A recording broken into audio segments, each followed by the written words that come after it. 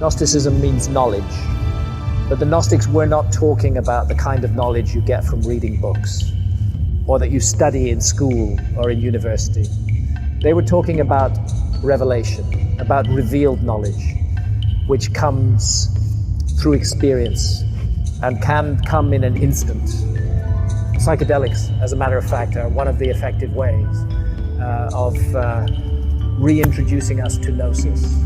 No longer do we count on the expert to tell us what we're experiencing or what the experience means. We have the experience ourselves, and that experience is transformatory. Now, the Gnostics believed, and I'm simply reporting to you their belief, that we live in a friend of mine actually calls this world a university of duality.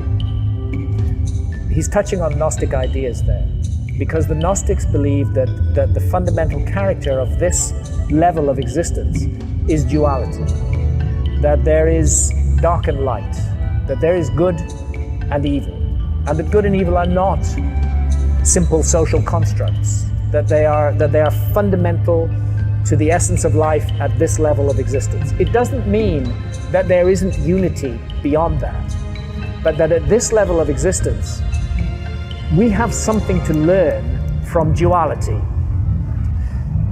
Duality forces us to make choices. We don't think about it a lot, but actually every minute of every day, we are making choices, sometimes very small, sometimes very large, between good and evil. We are making choices about how we live in the world, about how we function, about how we relate to others. And the Gnostics saw this as a teaching and a learning process. Part of that learning process is that there is a force at work in the universe which seeks to snuff out the divine spark in humanity, which seeks to deny the growth of our consciousness. That's an unfortunate side of dualism. They called this force the demiurge. And they said that the demiurge had evil angels working for him, who they called archons. And those evil angels, they worked to limit and suppress and destroy human consciousness. And the project of Gnosticism was to bring illumination, for us to understand, to realize what our true condition is, and why it's extremely important that we make choices for good rather than for evil. The essential notion of Gnosticism is that there are forces at work impacting upon us which are good and nurturing and beautiful and true, and there are other forces at work impacting upon us which are evil and deadly and destructive and dangerous. And our position, our situations as human beings, is that we must choose between the two. The demiurgic forces are clever. They work to limit human choice. They work to persuade us that there is no choice to make. And that's why I think that we find ourselves in this situation where we are confronted by evil all the time, sometimes on a very grand scale, a global scale.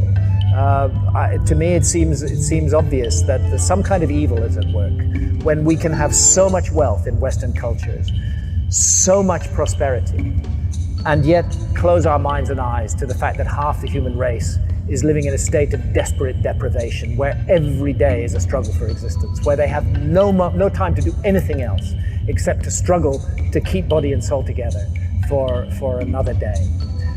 We have political forces at work in our society which seek to persuade us that warfare is right, that we should go and make war on other peoples because they disagree with us on some idea or another. The Gnostics would have understood that immediately as the demiurge at work, misguiding us, seeking to divorce us from our true essential selves. The same goes for big corporations, you know, and for the so-called nanny state, the state which seeks to deprive us of all responsibility, to make choices for us. That's why I would say that we live in a time of extraordinary importance right now.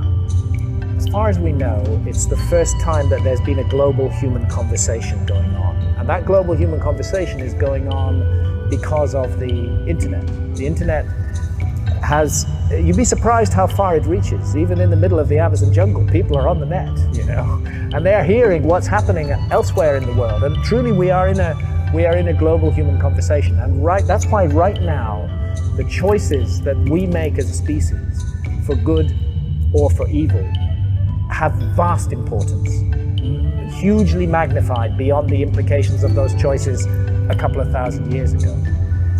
It is actually possible for us to, and it may happen because the forces of death and destruction are very strong in our society.